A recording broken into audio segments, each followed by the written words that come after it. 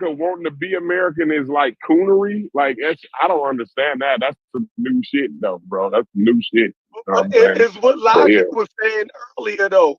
Yo, pride comes from actually, real pride actually comes from actually producing things, building things. If you're not, then you just have false pride. You feel me? And the first thing that can get shook in a person or a group is false pride. So I agree with you, Logic. You dig what I'm saying? If you're just told that you're great just because you're black and you're not producing nothing, that's false pride. The moment you get around another group and you have false pride and you see, yo, I'm really ain't measuring up because you've been fed false pride. You've been told that you was good just because you're an American. You dig what I'm saying? That doesn't make you fucking good. Telling kids that they're good just because they're black or they're special just because they're black, that's false pride. You have to be producing things. Think about it. White kids are the most white youth or this current generation is the most fragile. Why?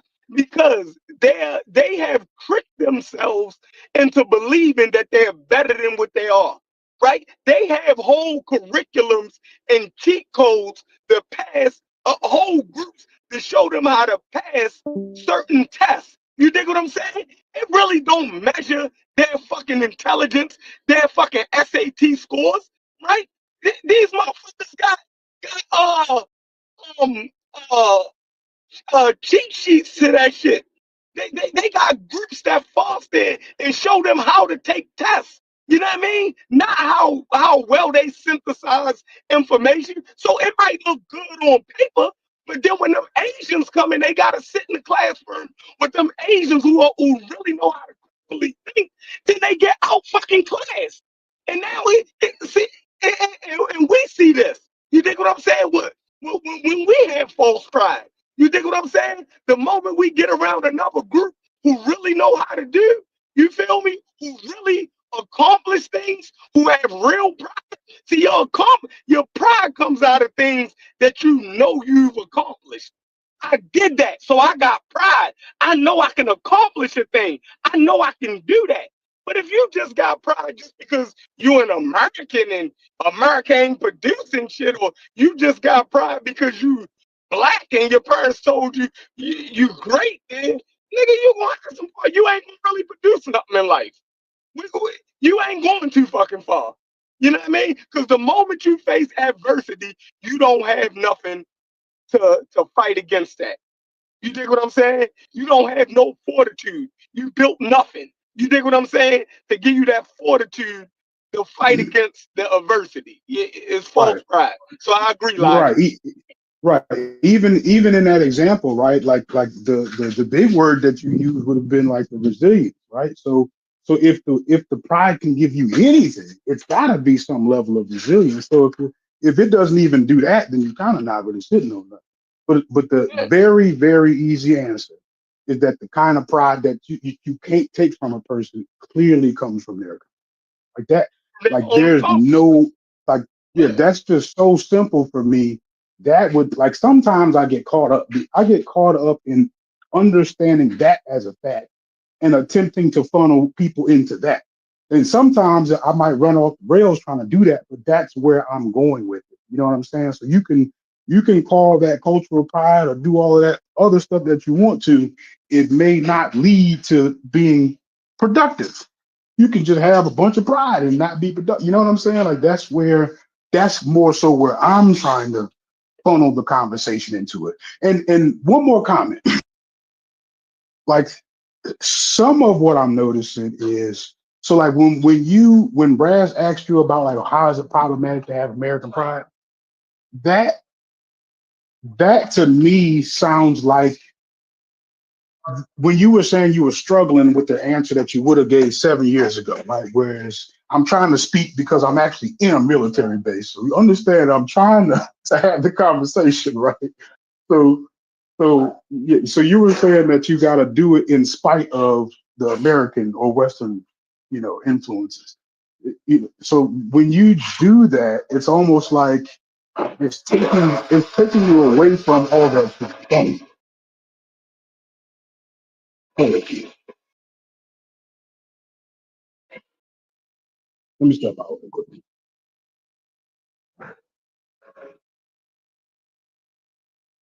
Some niggas building B-2 bombers with logic, that nigga.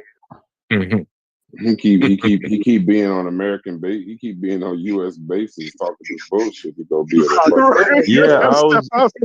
I gotta step outside. I get escorted outside this motherfucker. Keep talking all this crazy shit on the base. Your ass Yeah, gonna be I a was terrorist. about to say, And for a dude. nigga Like, to come is say, this "Follow me," nigga. What's up, And I'm a Ashley? what's bunch of happening, green man? suits and niggas walking around in fatigues, and Hey, y'all got me Elijah, talking about You know, dismantling America. Y'all niggas ain't shit. that's because the shit I you was be just saying. about You to keep say saying that, that bro. shit Like, on a Elijah, military I base. won an You gonna award disappear. for a live munitions military. I did a parking lot right for these military, right? And what they doing is parking these tanks and those I don't know the name of those vehicles, but they put the Scud missiles on the back of the fucking vehicle or whatever, right? But the vehicles is live and they loaded, live and loaded, right? So as the concrete had to be grounded, it had to be so flat, it had to have a certain tolerance and shit. But anyway, I won an award for that. I know you're on the military, you do military defense shit, you know what I'm saying? So I just wanted to throw that out at you. This nigga Cord. No, but I gotta give you a compliment too in the same breath though, Muchasa, because you are clearly one of the smartest, more articulate people that I've ran into in the community. Like I don't think anybody would be surprised in me saying that. But if you think about some of the premises that you are like attempting to kind of sanitize in a way, right?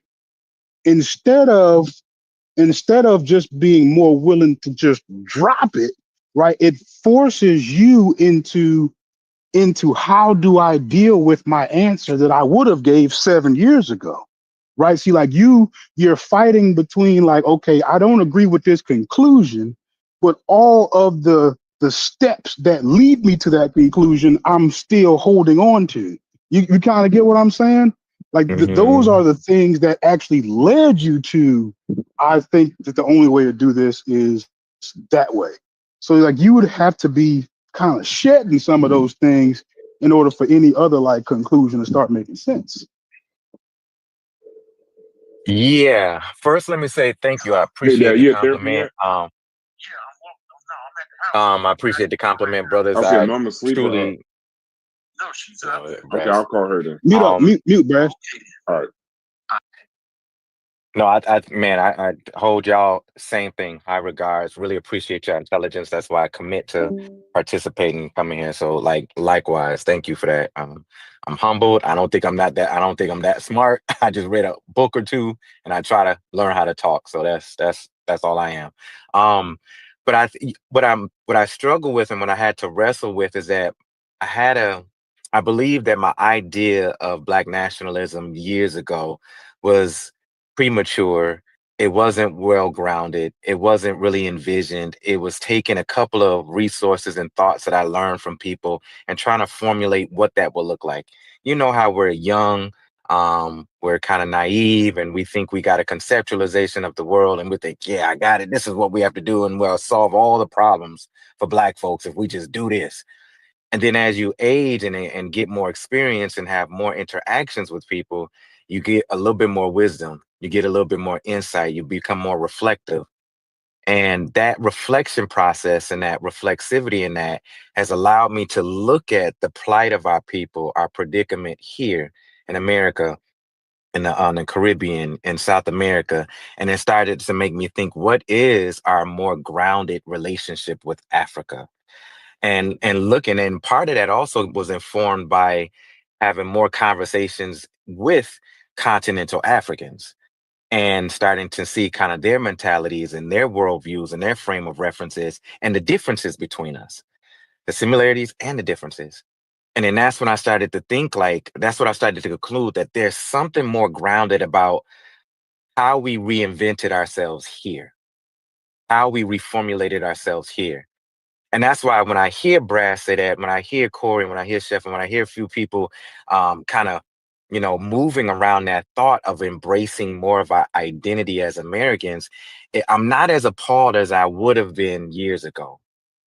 Even though I still ground myself as an African, I still ground myself, recognizing my pride and heritage as an African descendant here in America. But I know that there's something unique about my experience as being an American, an African within American, and how, like we talked about yesterday in the last couple of days, how we learned to build resiliency factors in order to survive. I'm nothing but impressed with our organizing abilities, our advocacy, how we reshaped America to live, like Chef said yesterday, to live by the creed, to force America to live by its creed on paper. We gave the actual authenticity and substance to the Constitution. It only existed for white wealthy men, and we translated that to make it mean something for the average citizen in America. That was our history. That's our struggle here. And so there's something about that that says I can draw a deep reference of dignity from that. There's a pride in that. There's a heroic story in that.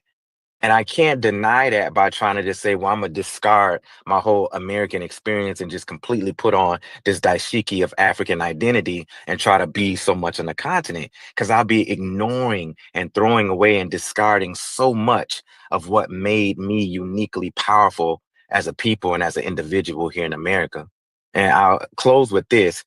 I'm finding far more appreciation for Charles Cobb's work. Charles Cobb wrote the book, The Devil You May Know. I think it came up about a month ago. Somebody talked about it and brought it into the conversation. The Devil You Know. Um, I think it's and he Charles talked, Blow. Charles Blow. Charles I'm Blow, sorry, I I think. said Charles Yeah. Cobb. Charles Blow. Charles Cobb was the one with Snick. Charles Blow. Thank you for that. And Charles Blow talks about how we can develop a political power base as a people if 40% of us that lives in the North and the West was to move back down South.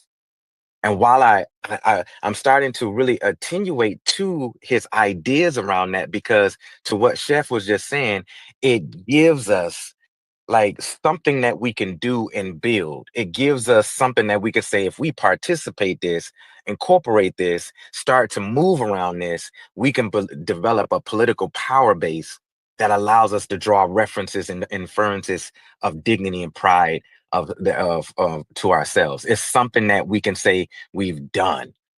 And I'm starting to appreciate that. And I think it aligns and kind of consigns with what Brass is saying, that maybe we do need to lean more into our American side. It doesn't mean we need to discard being an African. It just means we need to embrace and realize that we've labored, we've organized, we've built political parties, we've built power bases, we've built economic developments, we built cooperations. We've done all these things in history as in our struggle to become more American. Why not embrace that more? And I'm starting to really entertain that piece a little bit more as an African here and really appreciate that there's a unique history and story to have a discourse around that. And I'll I land there, think brothers. I think a lot of the challenge is always the the the overarching effort of Eurocentrism to remove Africa from us. Right? It's like, yeah, we took Yes, you, sir. but the place Yes, that they sir. took you from, they don't like you. They don't want you, this, that, and the other. And I think to some extent, for some, it has worked. But for me, it just is. It's a. I'm familiar with the concept of the devil. You may you know, or whatever. I'm familiar with that, but I don't know why I keep going back to Du Bois' double consciousness. It is difficult. It's very difficult to be. It's very difficult to operate, and I see why people get so frustrated all the time because it's really exhausting to be two, three, four, five, six things at a time. And when you just want to be one thing, this, that, and the other, the question I always end up with is like, are we always gonna have to do this? This is a bit personal, but it's like when you building. when you buying things and you building for your family and stuff like that. I wonder if my grandkids are still gonna have to, you know, still have to like when at what point on this planet are we all gonna are African Americans gonna be, when does that shit end? Now I know that that's like kind of, you know, pie in the sky, but it's like I know what it's like for me when I walk into certain rooms. I know what it's like for me when I try when to does have what certain end? conversations. When does this okay, whatever FBA pictures or whatever Pan Africanism pictures or whatever this grand solution is to get this to get us as a people, because I get killed when I okay, so for example, logic. I'm struggling with the words because I'm like I get killed for saying we're successful by the people that say, well, look at how bad we're doing. Right. So I look at the successes that we have, I look at the successes, how far we've come, um, knowing that it's still been a short time. You got to remember the civil rights movement was civil rights bill was 1964, 1965. This is 60 years later. I don't know how to gauge like if we just got our rights 60 years ago. Like I don't know how far we're supposed to be. So I look at things with more of an optimistic lens of saying, you know, I think we're doing very well, you know, compared to what that time was. And then knowing that after 65, that's why I love the generational conversations. After 65, then we went through crack era. We went through mass incarceration. Like you start looking at the things that were kind of holding us back, because in the 70s to the 80s, we were getting a foothold. So we was on the right track, even with the drugs. But then crack era, mass incarceration, you can't ignore that. But I'm just wondering, when I say when does it end, at what point do we get to stop? You know, I listen to Fetty, I listen to other people, and I'm not putting this argument on Fetty, but at what point do we get to stop saying, um, you know, we made it out? At what point, like, is it my grandkids, right? Is it my grandkids where they're gonna see a time where it's just like not everybody is equal. I don't think that's realistic, but just a time where it's like, all right, now get out there and compete. And the actual truth of the Constitution is, all right, everybody's competing. May the best person win. May the best human win. Right. So because I think if we ever could at least get to that point, not where we're getting all the favors, not where we're getting all the grants like immigration, like immigrants do when they come to this country. When do we get to the point where it's just us versus where we in the human race per se, not the rat race, not the this, that, and the other? Because I know that we would be fine if we could just get that. Not the I know But everybody's still focused on reparations, but for me, it ain't reparations. I'm gonna land my plane real quick, Chuck. It ain't for me. Reparation. I don't think money solves what the hell we went through. It would be great to have. Don't get me wrong. I mean, I'm not gonna turn it down, but to know that we started so far behind in that race, at what point do we at least get to start rather than 400 years behind? Even if we started 100, like we're looking at 60 years, we only had our rights technically, our base rights for 60 years. So if we could just get, instead of 400 years, if my great grandkids could be 50 years behind, we would explode, because that's how special we are.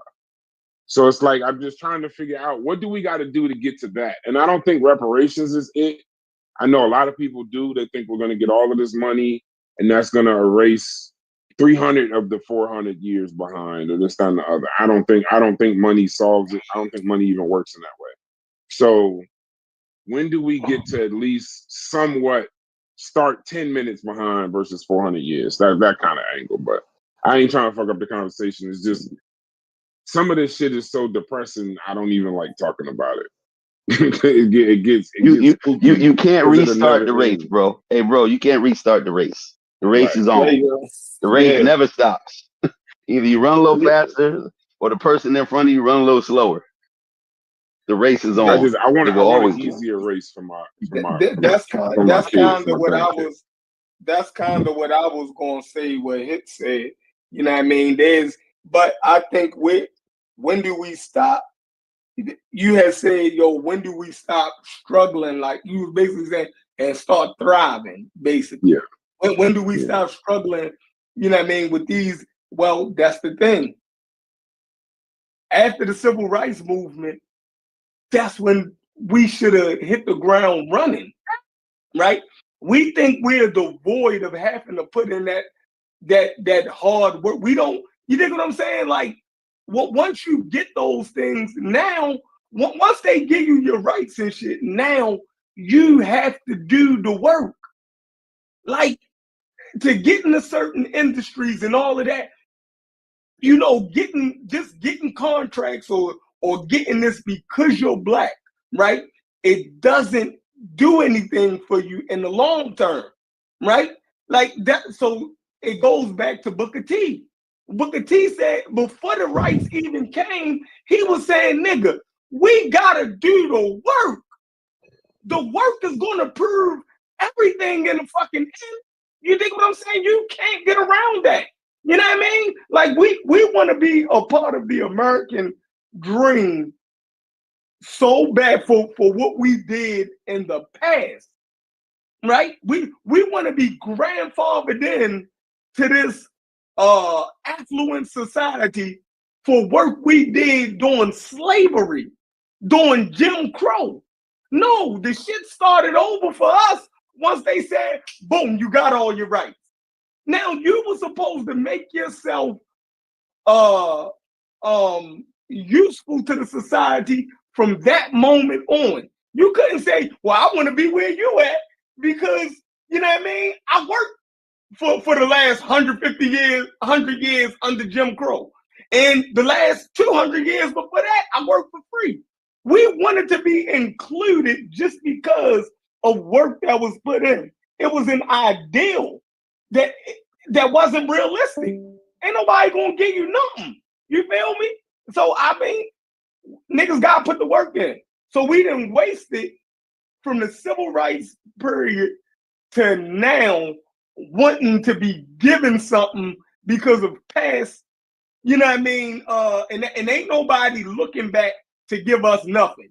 They can play, they can talk nice to us, but the world is steady moving ahead and we steady going backwards. So that's my thing going on. Right. So that's a good point, right? So this is where the two conversations cross paths, is because if focusing on pride doesn't like streamline that process, we might be focused on the wrong thing. And yeah, I wouldn't say we're focused on the wrong thing because most black people get up and go to work. You dig what I'm saying? So that never was, you know what I mean? I don't think we know how to organize politically to be effective anymore. I think that's one of our, you dig what I'm saying? Like I think that part is broken down and not having a collective aim anymore. Like think when we thought some people thought that they made it, the collective aim kind of fell off. So it don't have even our political aims don't have enough teeth anymore. You dig what I'm saying? They don't even take us serious as voters no more. You dig what I'm saying? Like all of that is all fucked up, man. It's you know what I mean? You got your civil rights and then you didn't know what to do after that. That's what it looks like. You dig what I'm saying? That's what it looks like in Africa to me. You got independence, you fought for it, but then once you got it, you really ain't know what the fuck to do with it. You dig what I'm saying? You didn't think past. You dig what I'm saying? Your current, you know what I mean? Situation. Oh man, I don't know. I'm a coon. Yeah, I I'm a want to coon. jump in right there, man. I want to jump right there, dog. Hey, morning, how y'all doing, man? First What up off, with it? before I go, What's the story on that Avatar? What's behind that, bro? Oh, Talking about Chef. I was fucking with Chief X when he had. I don't know where you was at. You would have loved it. He was saying that George Floyd, the Chauvin dude, didn't kill George Floyd. That George Floyd ate crack or fentanyl that morning and killed himself, and he kept posting a video of a documentary that was saying George Floyd killed himself, and the police didn't do it, and it was a lady who made the documentary, and I thought that was the lady, but that was actually the white lady that that was countering, that was debunking the video that Chief X had put up. So that's all that was. But you should have been either way, Chef won. If he was trolling, he won, and if he was countering Chief X, he won because that's the lady he has up there now. So either way, he would have won that with the picture.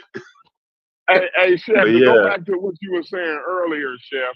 Not to change it up, I guess. But I wanted to comment. I want to comment on what Chef has said. Hear me? Yeah, we can hear you. We can hear you, Corey. We can hear you. Yeah, I wanted to comment on what he was talking about earlier myself. He because it made me think. It made me think like back to my grandfather and shit. Y'all already know. I always kind of relate back to my grandparents and shit, right? I never really heard. I don't think I've ever heard my grandfather like complain about the white man. You know what I'm saying? Like, I definitely haven't never heard my dad really complain about the white man, but I spent a lot of time around my grandfather. He was just a go-getter type nigga, right? Mm-hmm. And I just never, and it would have been out of character for him to be saying like what he couldn't do because the white man.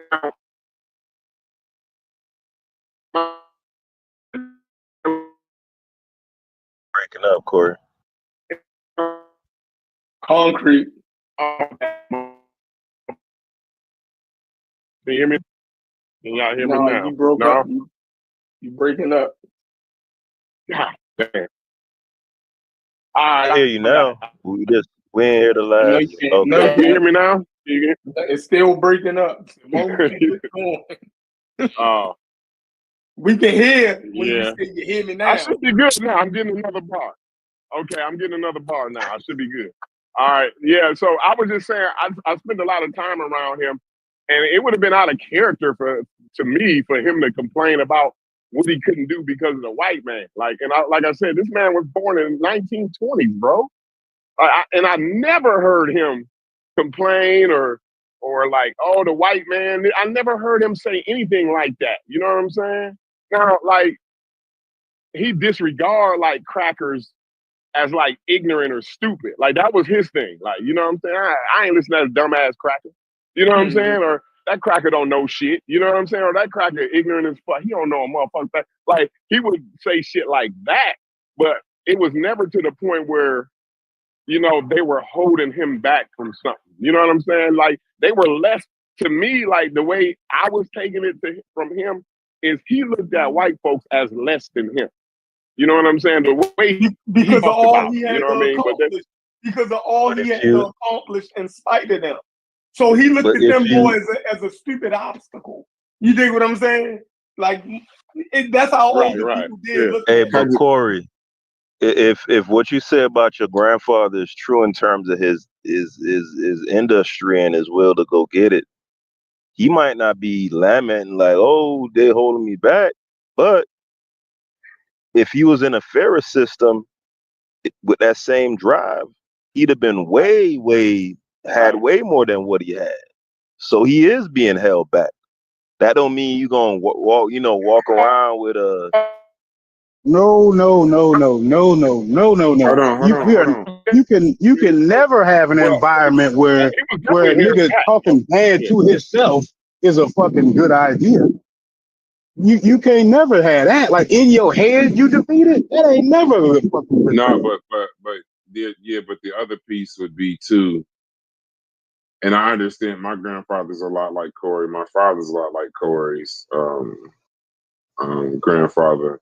But the one thing, being in politics, me and my father have great conversations all the time. My entire life, that's what I remember the most between me and him is our conversations. What's going on? And the it don't mean that it didn't happen, Haskell. That's the better term. But 40 years from now, 50 years from now, 80 years from now, whenever I'm dead, my son is going to tell the same exact story. My father never said this, nothing could hold you back. You know, white person ain't never hold me back, this, that, and the other. But Haskell, I'm here to tell you something that I'm never going to tell my son. The white man has definitely had an effect on my goddamn life. The European, Eurocentrism, whatever y'all want to call it. It's a you know what it is? No, and that's okay. That's okay for it to be a fact. All right, let me talk after you. Let me talk after you. Hold on. Yeah. Just listen what I'm saying. What I'm saying is, it's not that it don't happen, but it don't help you. Just because your kids don't know it, it don't help that your kids hear that from you. Right. You give, you know what I'm saying? It doesn't help the situation. Right. It doesn't help the situation in any way. Right. It doesn't need. Right. You can make them aware, right? But you don't. It doesn't help them to see your father, man. Right. I mean, this, you don't want nobody. Yeah, your hand on your head and woe is me. Like that's hold your head high, because that's what we right. revere in the older. That's what we revere in our actual elders, not the fake shit. Our actual elders, they got their ass up no matter what and went and got it, and it wasn't no fucking excuses, this, that, and the other. So it's not that it didn't happen to Corey's grandfather. Hey, the sharecroppers didn't make excuses. It didn't stop them from getting fucked over.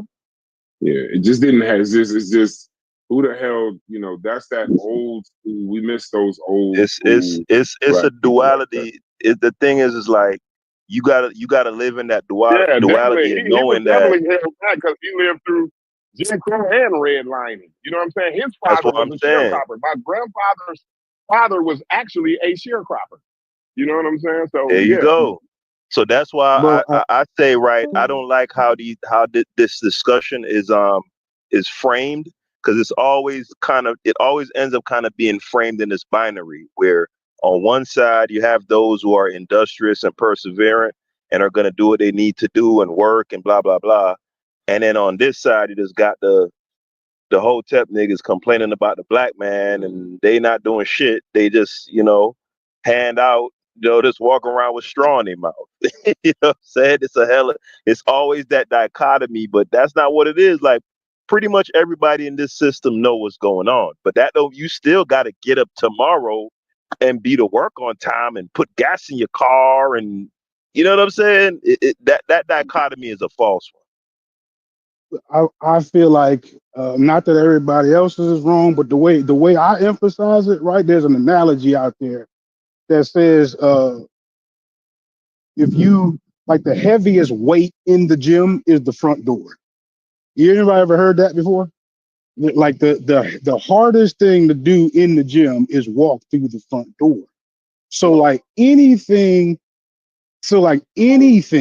that you need to remove in order to get through the front door, you have to. Like especially the stuff in your head, right? So like it'd be one thing if something come up in real life that stop you from walking through the front door, but the shit in your head can't be it. Like, you know what I'm saying? Like you gotta be able to remove that. So focusing on all the shit that could go wrong, and if it does go wrong, you gain the confidence by doing. You have to get yourself to do it. So you could, however you summarize that, you summarize it, but you've got to find a way to start doing it. You got to get into the trial and error period. You have to. Yeah, again though, it seems kind of like the dichotomy being set up here is kind of is like a shiftless. Hold on, cut me off. It's like the dichotomy is He's going right back to pessimism. Right back to It's like right. It's like this shiftless pessimist, this nihilist who's just in some basement somewhere. Just oh white man, da, da, da. And then on the other side, you got those who are going out there getting it. And I just don't. That dichotomy is a imagined one. It's not real. All the people who are saying that this shit is going on and they write books about it and all that, all the vast majority of them people are industrious and working, you know what I mean, and do what they do. So I just don't. I'm trying to get where logic is, unless he's talking about on the extreme end. I think that's what he's talking about with the conscious community dudes who, you know what I mean. It'll be that dude at the gas station, doing the running man. yeah, Uh, that's the irony. I'm actually not talking right. about the extreme end. I'm talking about any of So that who are stuff these? in your head. So the people who say that, who advocate for reparations, right? Part of that claim is that Black Americans' economic growth, or where they're at right now, has been stunted grossly by slavery and the things that came after, right? The redlining and the blah blah blah blah blah blah blah. So those people who are advocating and are saying that, are they classed in that group who has this thing in their head that is kind of being an impediment to their lives? Would they be classed in that group?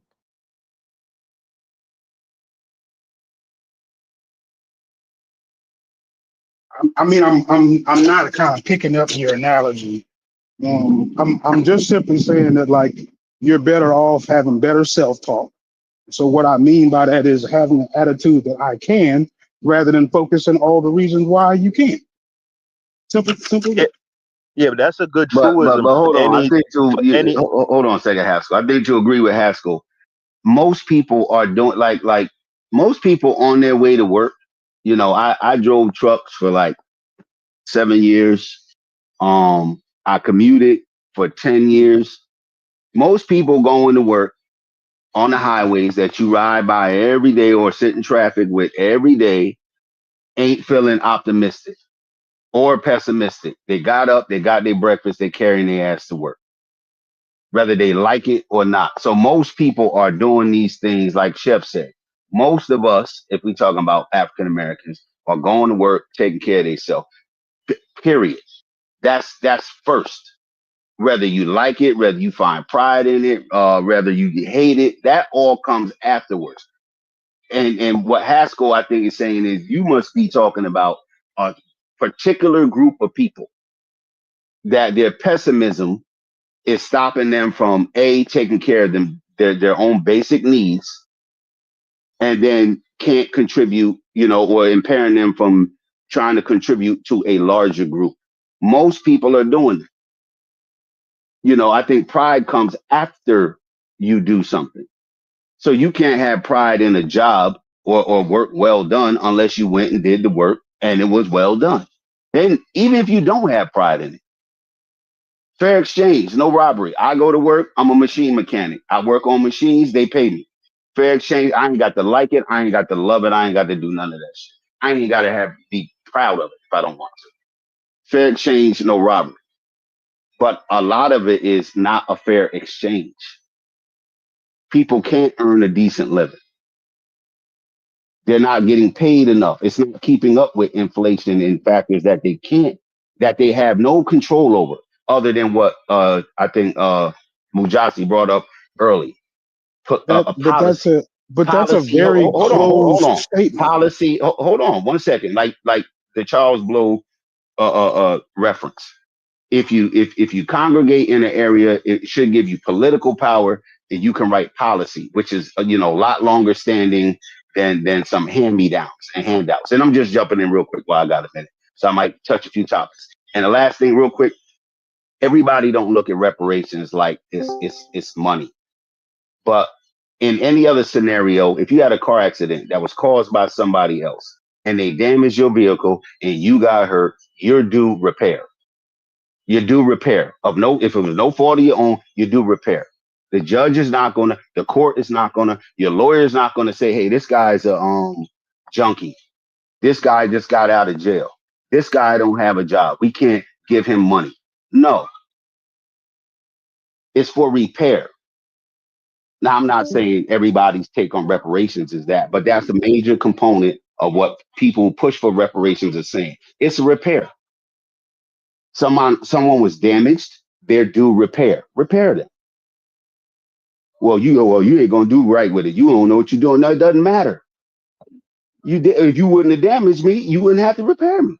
Hey, You wouldn't have to worry about what the hell I'm imagine gonna do. somebody owe Well, you hold money. on, because it's They not. did a study I'm during we're COVID that talking past disproves each Imagine, other, that. yo. Actually, We're talking past each other a little bit. one mic, one I'm mic, I'm one mic. you said the word can't in there, right? I think you said it twice. So I'm simply saying that like once I would have if I would have had a chance to cut you off, I would have stopped you when you said people are in traffic, getting to work, dealing with their day, right? So it would be like the difference between stopping in that moment and saying, damn, I gotta go deal with this white man, right? Or saying stopping in that same moment and say, what can I do to maybe get me a better job? I'm not saying that won't come with adversities, but that mindset might promote you to actually go do something, right? So That is the better all I'm job. saying is, They on the all way I'm to the better saying is, job. right? Imagine, imagine if Martin Luther King was like, "Oh, I can't because." You almost can't even afford to have the attitude. You gotta go But who do. said can't? Can't? Who said can't? Can't what? You said people can't get better imagine, incomes, can't get better jobs. and You actually did No, say no. that. I'm and saying people imagine can't earn a straw living man said wage. it It's very too. difficult to earn a living wage if everything if prices increasing faster than your wages. Everybody shouldn't have to be a professor or So a certified electrician, that's a real to number, make some Logic. money. The working class has not had a raise that's comparable to inflation in 40 years.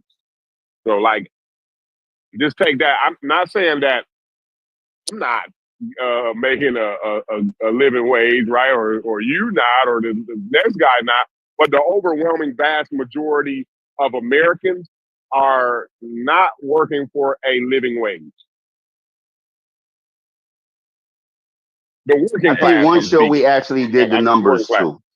We And actually if did you the and numbers if one you show. and if you narrow it into the black community, it starts to get very spooky.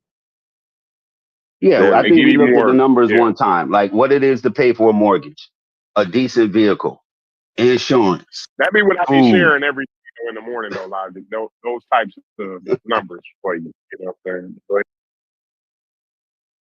Yeah, we had some astronomical number, and then more recently, I think around here you need to earn like $45 an hour to have a decent Uh, anything, a decent I, car, a decent I'm home. not sure if y'all are actually hearing me. I'm more so kind of. I keep talking about self talk and like the way that you can kind of not ignore those things, but maybe focus on something that you can control. That's just more what I'm talking about. And y'all definitely can disagree with that, but that's what I'm talking about. I want to make sure that y'all at least were hearing what I was saying. 'Cause that's all. I think everybody on the panel understands what you're saying. It's like no matter what the circumstances are, you can't internalize it to the point where it kind of makes you either lethargic or it paralyzes you.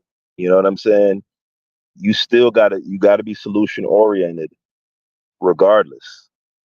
But I think that's what makes the conversation difficult is can you do that and at the same time point out, what's going on, you know?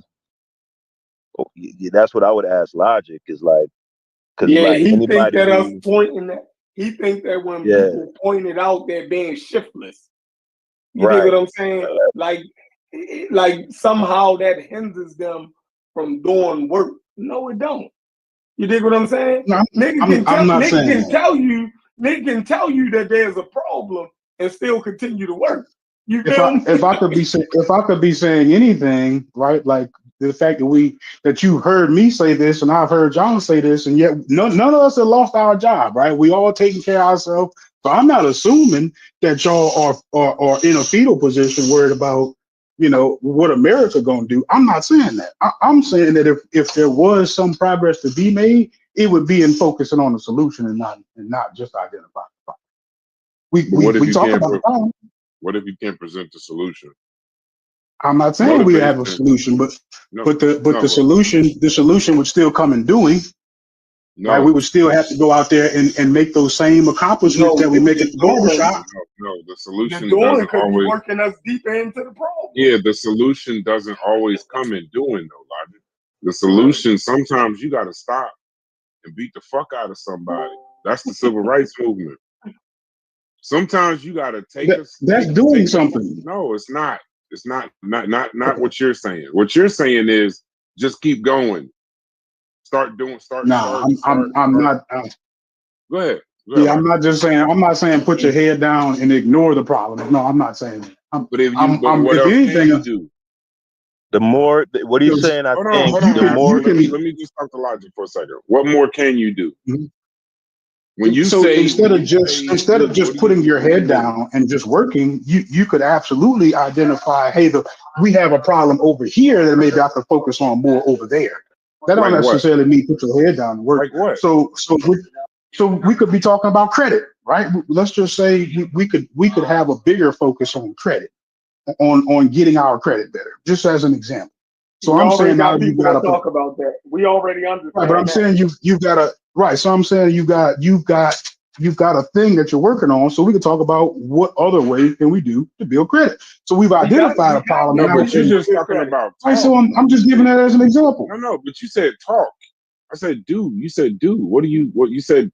What you said do, not talk. I So then I I said got credit. good credit. I Brad got good yeah. credit. So Corey got good credit. I got good We credit. got credit. And there's nothing My I can credit ain't do horrible. outside of there's nothing I can do to make another person have good credit outside of my children and this and the other. So you said do now. So now tell me what they can. Cause see, like what I think what I'm trying to say is the number y'all looking for is damn near 60% of America don't make a living wage. Damn near 60%. Absolutely. Mhm. So Absolutely. when I you're put that talking in there about every day. do, right? So when they go into work, you know, you don't know what it feels like, or maybe you do or you don't. But there's a 60% of the population. What that means is damn near 60% of the population goes to work every day, like in their everyday thing, being a good human being, a good black person, white person, whatever, a good father, or this, that, and the other. The harder they work, the harder they go into debt. So doing sometimes you might have to, well, like that Cuban conversation we was having yesterday. Going to them, we going. I mean, I fully understand when the motherfuckers say, "Man, we might need to go into the mountains and rifle up and figure this shit out." Because they're doing every day ain't helping them but get deeper into the hole that they already in, and then now they got kids and they like, "Fuck, this is what I'm leaving my kids."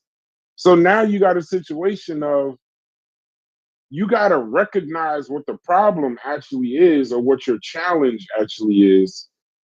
But I'm also not gonna not. I'm not saying you bashing them. I'm not gonna.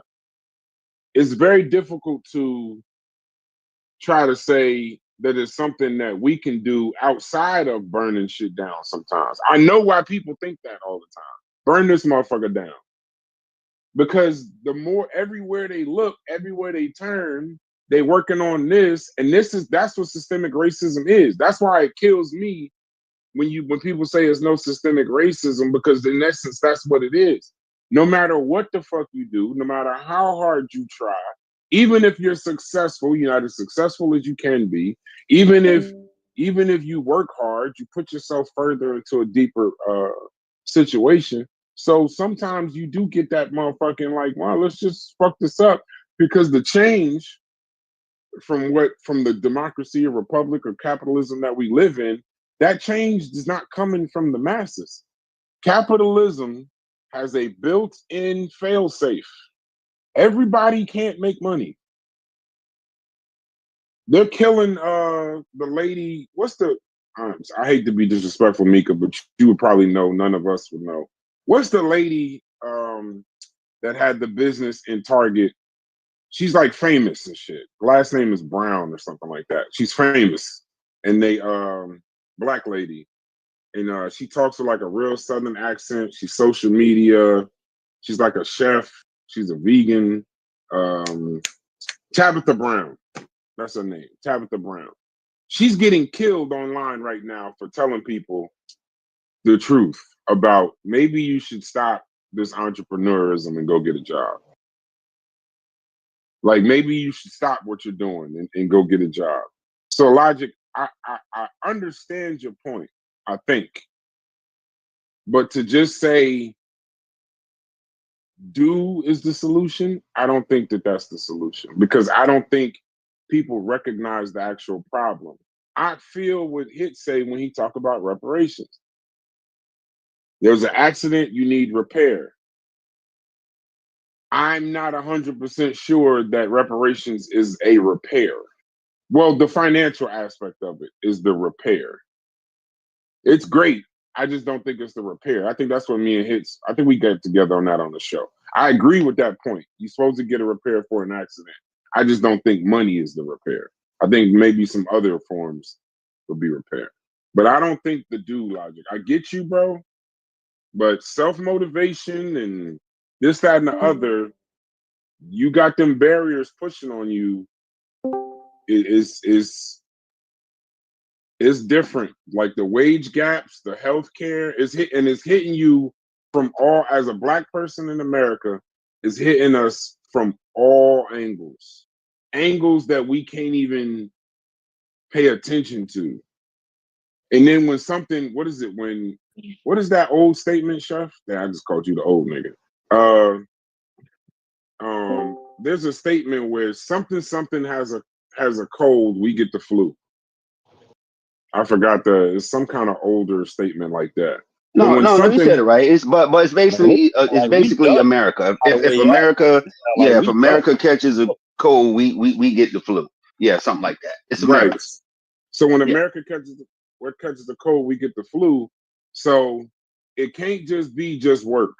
That we do that already, and I refuse to believe that to paint our race as we don't work. We do that. We've been doing that. The only reason this country exists. No, I'm definitely not talking about work. What I'm talking about doing. I'm definitely more talking about politics. So maybe that's where I lost. I'm not talking about just put your head down and work.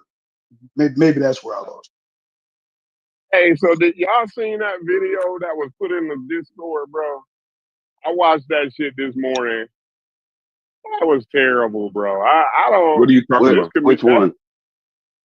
The one with the one dude with the dreads, super wavy. Oh, the Coon. Yeah, the Coon King. That's what we gonna call him. Somebody put that in the Discord. Yeah, that's how I knew. I wouldn't. I'm not subscribed to him, so I wouldn't know. But yeah, somebody shared that in the Discord. So I listened to that this morning, and like, do he know me? Because like this is like the third video where he like mentioning me and shit. Like I never even talked to this guy before. You know, I don't even know who the hell this guy is, y'all. But like, it seems like he knows me very well because he like, yeah, Corey sound drunk. You know what I'm saying? It's like, bro, did you know at the time I had just got off a 16-hour day and I had ate dinner and I was in the bed laying down when we was having that conversation. So I probably did sound drunk. But it's just wild that some wild ass nigga on the internet, you know what I mean? Like, I don't even know who the fuck I am, right? This nigga sits up and smoke blunts in his baby mama's extra bedroom. You know what I'm saying? In the project, you know, and he's sitting up talking shit. Like, where are we at in this world where a motherfucker and with confidence though, like the niggas talking shit with that's how some people on the internet. Shout out to Chief X. Right, yeah, Chief X too, but yeah, this nigga's wild as hell. You know what I'm saying? Like this nigga is a wild as. I want to have a conversation with the nigga. I want to have a one-on-one conversation with the nigga, right? Because like most of the shit that he was talking wasn't even fucking coherent. And this cognitive dissonance kicks in, right? He's talking about the moon and all of this shit. But as he's in the video, everybody's an opinion. Everybody's opinion is different. Everybody has a different issue in the video that he's talking about. He couldn't follow the video with that. You know, Hey, Corey, you talking Scrooge, G. You talking Scrooge. G. oh my bad. Take a Y'all let me second go and on that long talking Scrooge. no. About about the last 10 seconds. Last 10 seconds.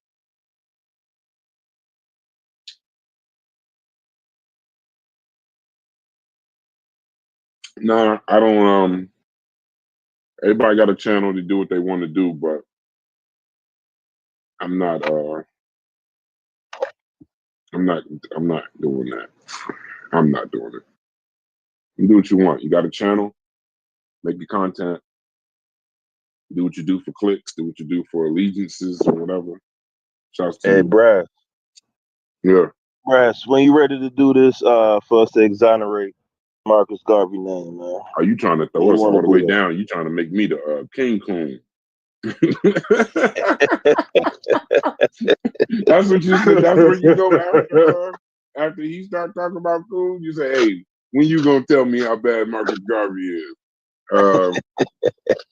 What's today? Wednesday? Thursday? Thursday. Whatever day we can do it this weekend, pause or tomorrow or later today. I'm free today. All right. Later today Yeah, sound good, bro. yeah. In the evening, like around what time? Work your schedule around it. I'm going. I got about I got some phone calls I got to make. I should be free around after 2 o'clock. But let me say this. Let me say this in regards to something real quick. Haskell, you were born in America? No.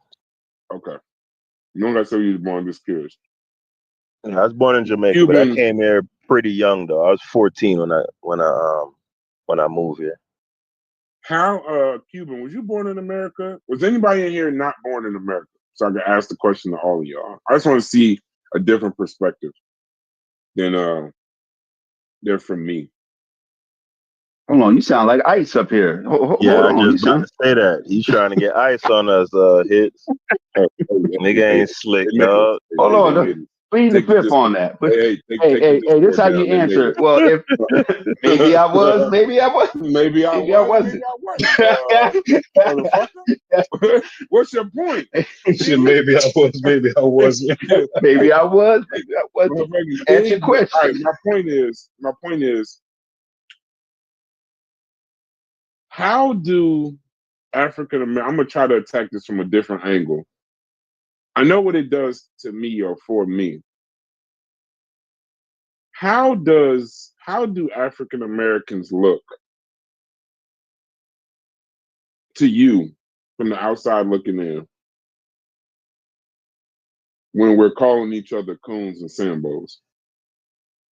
Don't get me started. How does that African Americans, look? How does they that look look? How does that come crazy. across to you? Me, okay, Mika, I you can don't start first. How does it look to I don't you think when we're yeah, just off Brass. words, I don't like off our opinions, not our actions, right? Not I our actions. mean Just something a person just says can cause an African American to it call don't them a coon or a it's no sambo. different than um any other group. Like when the No, Jews were going, I know that. No, I know that. But I I'm don't want to saying, talk but about any other even group. based off words though, I'm saying even based Oh, off top. words though. So if somebody could like when I listen to Chief X speak and I heard what he said about Trayvon Martin and Ahmaud Arbery, I knew I was dealing with an unfettered, unadulterated, 100% coon. But I ain't I talking. don't. Hold on. Let's be clear. Let's be clear. We're not talking about because I don't want to hit somebody with a dagger. No, I don't want to hit somebody with a cannon that it ain't meant for. I'm not talking about explicit stuff that even I might think it in my head and be like, that's a little, but I wouldn't say it. I'm talking about us in the Discord having conversation, like a Corey or a chef having conversation. If an opinion they gave, you've been talking to them, you've known them longer than you know me. If an opinion that they gave would cause other black people to say they were coons or sambos, how does that hit your desk? I'm not talking about that's too You easy could with look at it, but Trayvon look, Martin and Brad. Ahmaud Arbery. It's too But easy. Brad, it's people who would hear what Chief X say and say that don't make him a coon. It come down Why do to we keep going opinion. to Chief X, Haskell? No. Hold on. I'm making a point though, right? You're saying how can somebody judge somebody to be a coon just based off words? I gave you an example where that occurred and you happen to agree with it, right? I'm saying is to someone else's ear, you may have said something that in their rubric it scores out to be a coon. You feel me? Now that might not be the case because a lot of sometimes people they overdo it with that stuff. But I'm just saying you could call somebody a coon based off their words. That's the only point I'm making. Nah, we disagree. I don't. I've never. The most difficult part is we in here talking about the white man is on our neck. I never been called a coon or a sambo by a white person. Only black people. I mean, Specifically, why would a only conscious, only conscious black people. Why did they call you that? I still don't know. I think is when he started shitting on Francis Cress Wilson and Dr. Okay, he had his own Dan and all. opinion. He's the coon. I don't know. See, y'all black Yeah. people, I don't understand y'all. But yeah, Well, you gotta the super wavy guy made a whole video about coons yesterday. And like it's wild. I don't understand. Like maybe Haskell understand Oh, because he you made agrees it. with you, Haskell. You made the list. You Yeah, made he on the the list. list. But now Corey, because you know what it is, Yeah, Haskell? and it's wild. It ain't that. Hold on. It's not that like, oh, I'm worried Did about you make his the Did you opinion. make the list, Corey? You made the cool list. Yeah, he was mentioning my name. I don't know. I don't know really. I don't know. He didn't really say whether I was. I don't know. Him and his chat was. I'll say like his chat thinks I'm a coon. I'll say that, right? But Okay. and I didn't watch the whole thing, right? I watched some of it, some of the beginning of it, on the way to work. And yeah, it's like, what do you mean a coon, bro? I think he a coon. You know what I'm saying? Like, nigga, you sitting up in your baby mama's spare bedroom, right? In your baby mama's house, right? Your mother-in-law to be in the spare bedroom smoking blunts of cigarettes. It's like what is it? How do you have the audacity? You know what I mean? Like when I listen, when I get off of work, right? This nigga just getting out of bed. And I don't when I get off of work at 4 o'clock, I done 15, 16 hours. This nigga at 2:30, 3 o'clock, he just now getting out of bed. Still wiping the sleep out of his eye, and the first thing he do is light a blunt up and sit in front of a camera. With sleep still in his eye. And got the nerve. Like, this is why I want to actually have a conversation with this nigga, right? And at least, like, listen, at least you gotta have at least a conversation with me first before you act like you know me. Because like this, I never said nothing before, but like this the Who third all made the video. list though? Who No, all made I the ain't coon want list? the list. This the third video that he done made mentioning me and Haskell. I don't know this nigga from a fucking hole in the wall. Nah, but you You a know what I'm public saying? figure. You a public figure, Corey. You gotta remember that. But the thing is, have you ever seen me drink anything in your life in public, Haskell? Nah, but I'm saying he addressing something that he done heard you say Okay. on a. So No, this is what I'm saying. He addressing something that he. Yeah, like so. Anytime you get on a platform, you basically on a public. You're on a public platform when you come on the internet. So which Right. platform have I been on that I was publicly drinking? Go ahead, tell me. Oh, you talking about the drinking thing? Okay, I thought you talking about the coon shit. Like he called you a coon based. Well, no, on he might be. I might have. So he might have called me a coon. I just didn't hear him call me a coon. That's all I'm saying about that. But the part I heard that you're addressing. Okay. Yeah, the part I heard is everybody all know Concrete Corey be drunk, and it's like everybody know that when the majority of the time He How did got that that become from a? Unc. How He did this got that become from a? Unc. Corey, He listen. got that Yeah, from like how Unc. did that The become a one thing, thing, right? hey, Yeah, listen, He hold got on, that from Haskell. Unc. The one thing we're not gonna yeah, that's do is from the Unc. elephant Yeah, in that's the from room. that's from The Unc. elephant in the Yeah, room conversations. Y'all know where the narrative comes from. right. Y'all know where the I don't narrative know comes because I don't know him. I didn't know. I don't know. It come Like from this, Unc, No, Corey. Unc, You Unc don't know that? started it, but Unc Unc started the the one TV always drunk. saying you drunk, dog. uh, You don't peep that. He yeah, always but said that I about mean, you. he That's what listens. he So got it from. so this nigga's listening to a recovering dope head. When the only time he see me, dude, I spend 90-hour weeks at work. Like I don't understand. Like the only time y'all ever talk to me is when I'm at work most of the time. By the time I get home, all I can do is eat dinner and go to sleep. You see what I'm saying? So like it's wild to me that like this nigga is actually on the internet. This is why, like I said, I need to have a one-on-one. So whoever can get in contact with this guy, I know y'all done been on his page before. Let him know that any day from today all the way to Sunday, me and him at any time he wants to, me and him can have a one-on-one conversation. Me and him, because I think he need to. I think he need to know me so somehow. I think because it's cool shit and all this old other shit he talking. I just don't think. I think his audience, right? Once I check him in front of his audience, not check him like in some adverse way, but really suss out what his thoughts is, what's going through his high ass brain. Because the nigga talking about drunk people and the nigga on camera getting high. So I mean, like it's wild to me though, bro. You know what I'm saying? I'm just trying to figure it out. But anybody who can get in contact with that guy, give him my contact information. I'm giving the permission to anybody who can get in contact with that guy to give him my contact information and let him know that I want to have a one-on-one sit down with him on his channel or my channel. It don't matter. It don't matter where it's at. We can go on a different channel if you want to, but give him my contact information. I think this falls under the category of you need better enemies. I'm standing on that. I'm staying on that. Or we'll just be playing tennis with children. Once you in this, once that connotation, depending on who it comes from, that you're drunk, that's just the narrative they're gonna run with. That's the narrative people gonna make a statement.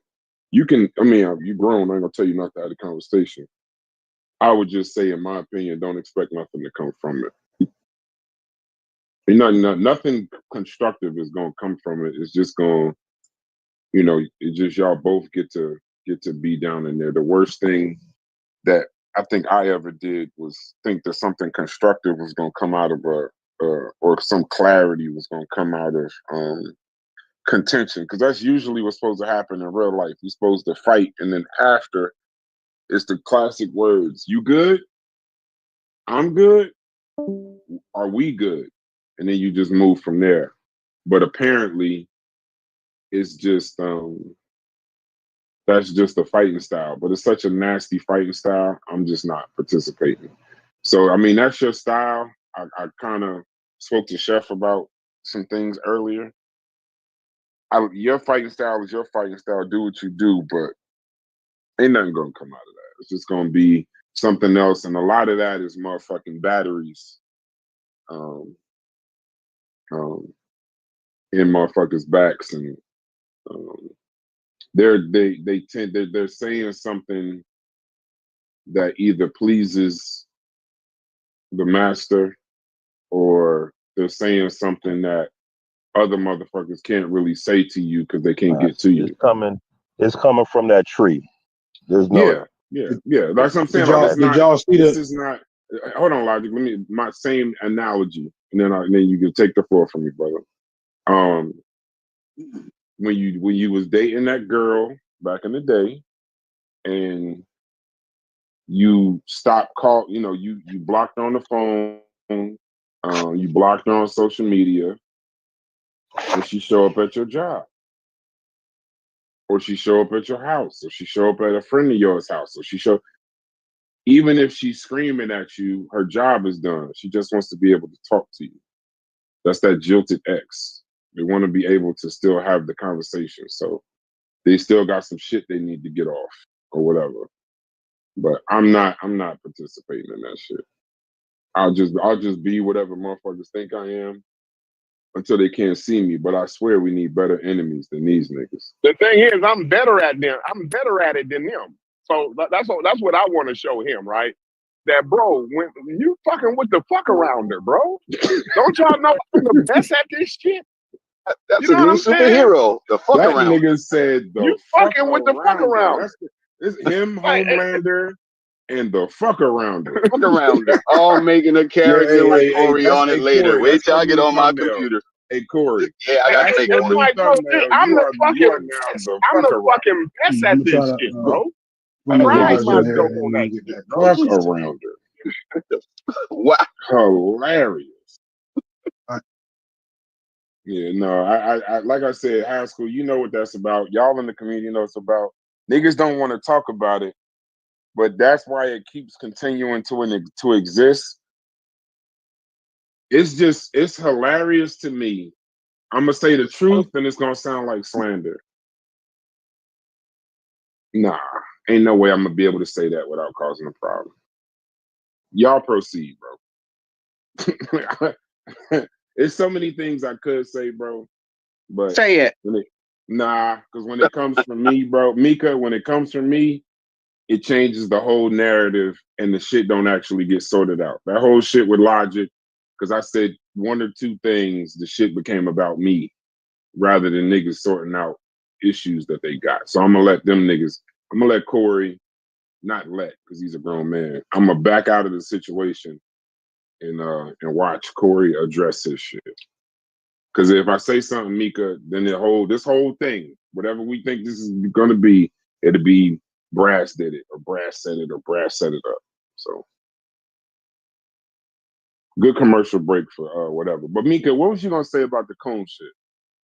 And what was you talking about with Chief X? Since we on some ignorant shit for a second, what was that post about Chief X in the I don't know. GF Discord? is weird. He put his own narrative on stuff, and he didn't make up his own stuff, and then he put it on you, and you supposed to accept it. Like he gonna bully you to accept whatever he's thinking in his head. So he on the internet, just everywhere I go, he gotta say something smart. I'm like, dude, you don't got nothing better to do. Like, I don't know why he like that. Yeah, he's a coon.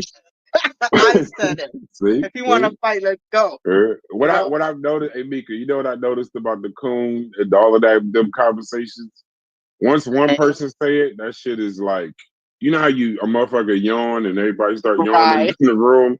This shit become. I don't want to live in a world where it's just cool just for African Americans just calling each other coon and sambos. Because then instead of saying you motherfucker, you bitch ass nigga, now like that's the slander that we throwing. Because I could just imagine a white person sitting back like, oh, man, good job, man. Great job. There's Y'all always a more extreme, right? That's gonna call another person a coon, right? On Sinetta, Unc is the coon. To Sinetta audience. Y'all notice that? The nigga who talking about evolution, hell yeah. The nigga who's talking about evolution, yeah. He's the nigga who's talking about evolution. He's the nigga that's disagreeing with Jabari and Captain Advocating for Azoria. vaccines. He pushing advocating vaccines. for the vaccines. He's the coon over there. You dig what I'm saying? So then it all depends on everybody is good to their audience. Everybody is the man to their audience. Y'all don't get that? And to the opposite audience, you the coon. Like, or the illiterate motherfucker. It's going always, that's how it play out. You know what I mean? It's to whoever you're a fan of. You dig what I'm saying? That's gonna be the hero, the other motherfuckers is gonna be the antagonist. You dig what I'm saying? So since he's a fan of Uncle now, then we gotta be the op. You know what I mean? We ain't get no fashion equipment. That don't even make sense. The silliest shit in the world is the last words you just said. Ops. Yeah. we niggas done turned a gangster term where niggas get shot It's into actually a the Call of Duty motherfucking term. It's actually a YouTube. Call of Duty term. Oh, see, I didn't even know that. I didn't even know that. Yeah, it's Call Nope. of Duty. It's kids that play Call of Duty and now they gangbang. So they And then call it now, and now niggas is banging on Egypt. It's calling each other ops. Like what is the? That's some goofy shit, bro. This is the That's the ignorant. This is goofiest shit in the ignorant as world. fuck. This is ignorant. This is like some sandbox third grade shit. And you would expect like the oldest niggas in the room can't be like the wildest too. There's got to be some kind of, you know what I mean? There's got to be some kind of buffer pause to the crazy youth. You know what I mean? Like the youth can be crazy in any given thing, and you got the older person telling you like, you know, calm down. Not the older person kind of co-signing or gaslighting. I mean, I've been gaslighted so much at this point, I'm burnt to a goddamn crisp. Like I didn't even. I mean, this is insane. This is insanity at this point. Like, sheesh. I don't know. I don't know. But that's don't. Gullah homeboy. Where Gullah at? Gullah can get in contact with him if you want to talk to him, boy. You know what I mean? Gullah actually hang with the nigga or something. I don't What's his name? Give him a shout out. Super wavy. Yeah, Oh, shouts to that him. guy. Shouts to him. Yeah, if you want to talk to him, Gullah. Yeah, that whole time I thought he was a third party, Chef. That nigga basically, he called it. What do you say we was, Chef, on the show? Pseudo killer dropout. No. That nigga is a y'all? pseudo killer. He done earned his spot. Okay, well, I'm intending on listening to it.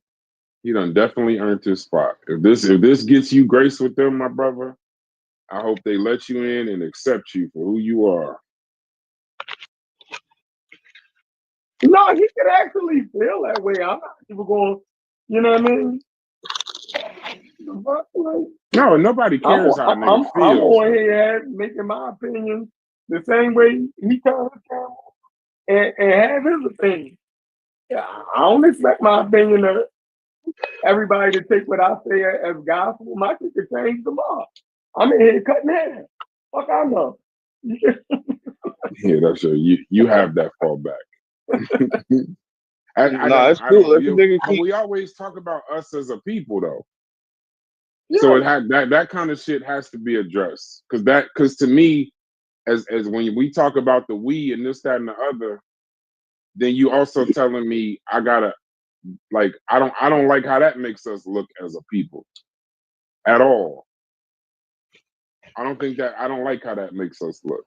I don't think we need to do the job of, I won't even say the white man, because that's too limiting, because they ain't the only ones that hate us. We don't got to do the job of the motherfucking of any bigot or racist. You don't need to make it easy for them. There's enough people that think we coons, Sambos, Uncle Toms, and shit like that. We don't. Us as a people don't need to do that to ourselves. But I have homeboys like that, right? So I would be moving backwards if my homeboys smoke weed and say something silly, and I don't argue with them all day, or I just say, man, this nigga lunching.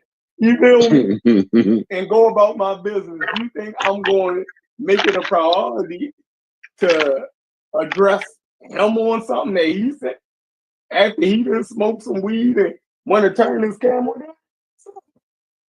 You know what I mean? Like, you notice I don't even respond to emotion. My shit changed from show to show.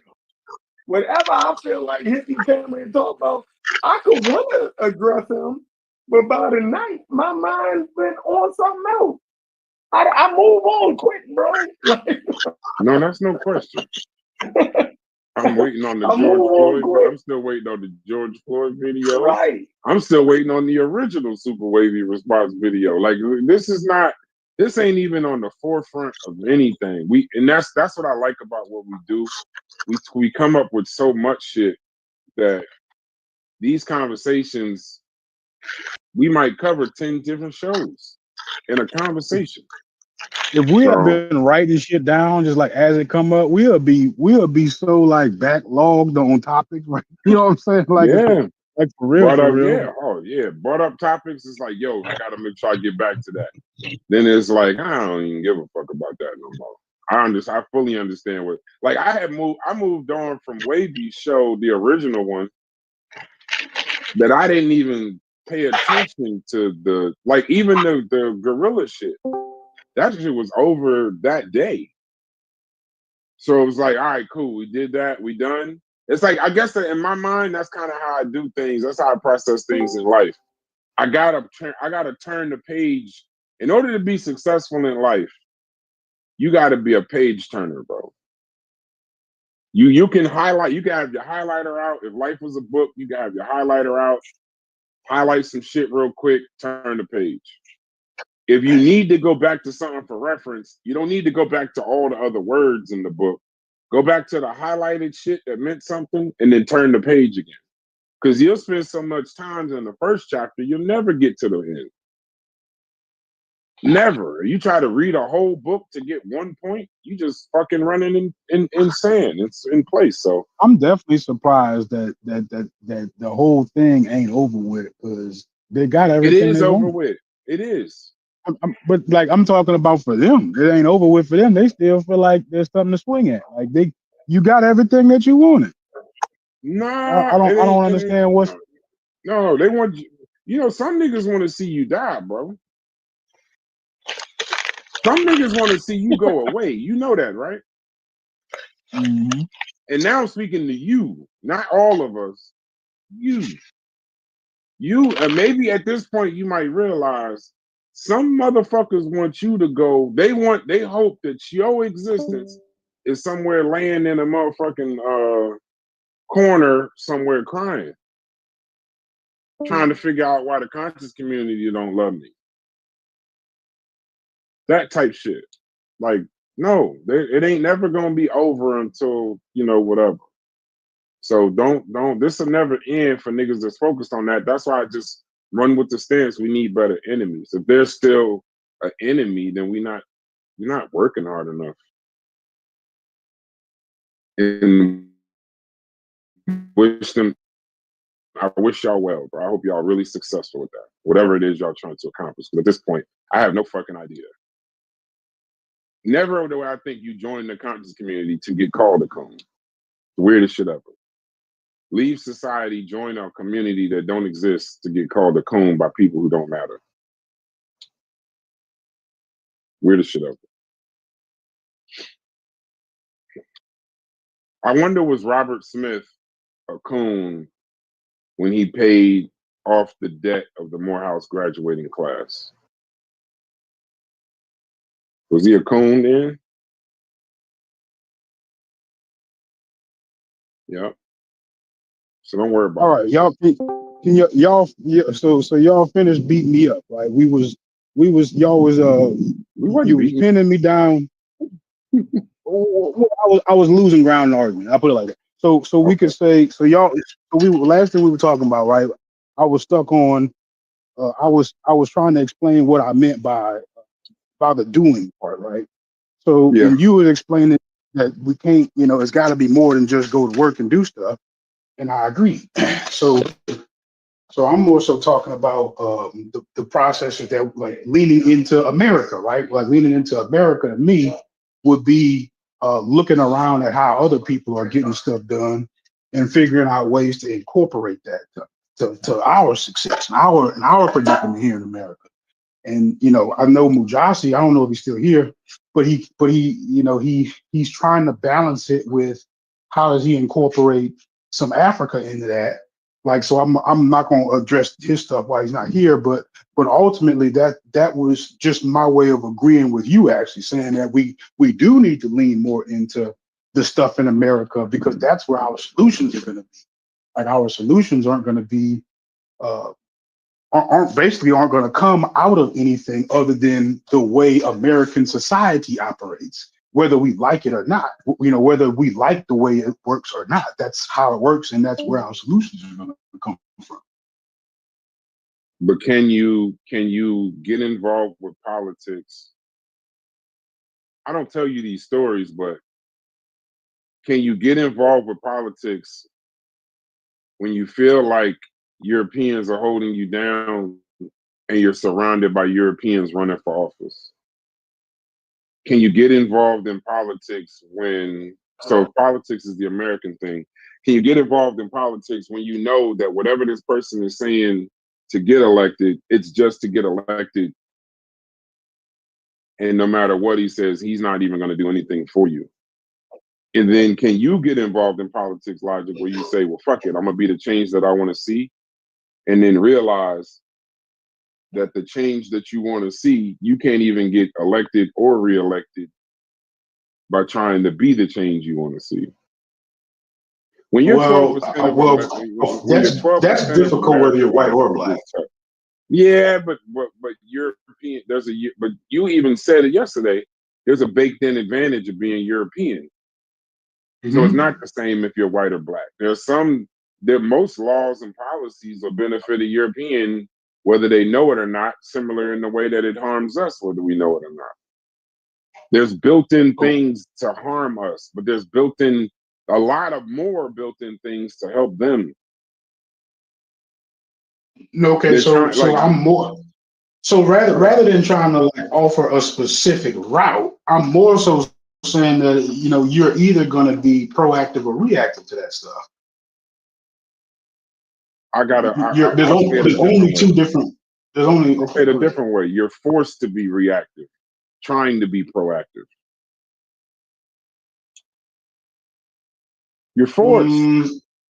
You're for a lot of times you are for. Listen, you know what this sounds, which is sad. I know it sounds helpless as fuck. That's what you don't like. Yes, I hate that. That's the part that you don't like. You don't like that it's helpless. I hate that.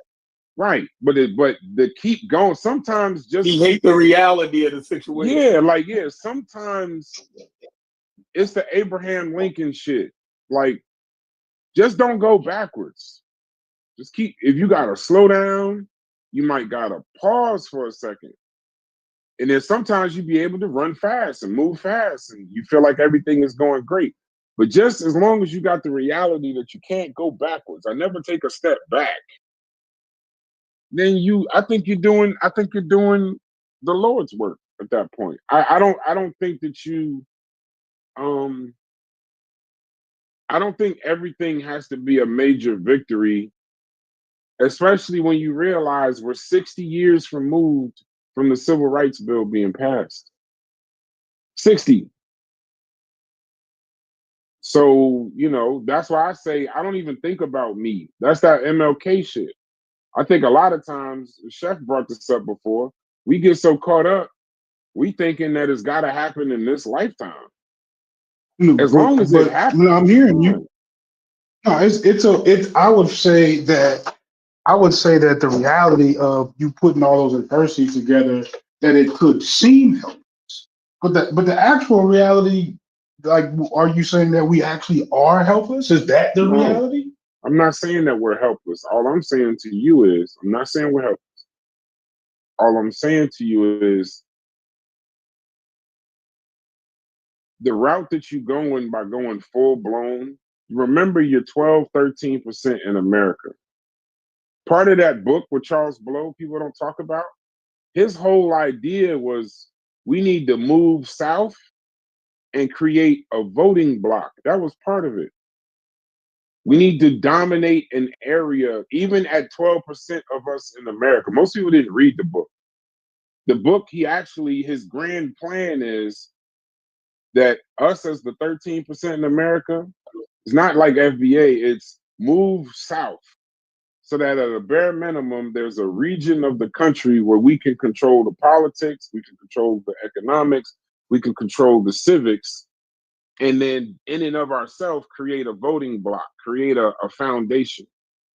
And then we can compete in America where our 13% doesn't matter because that 13% might fall in 4 or 5 swing states where they actually need to make sure that some shit gets done, or that even if it's not getting done, we're a nation within a nation per se. So that's part of the that book with Charles Blow.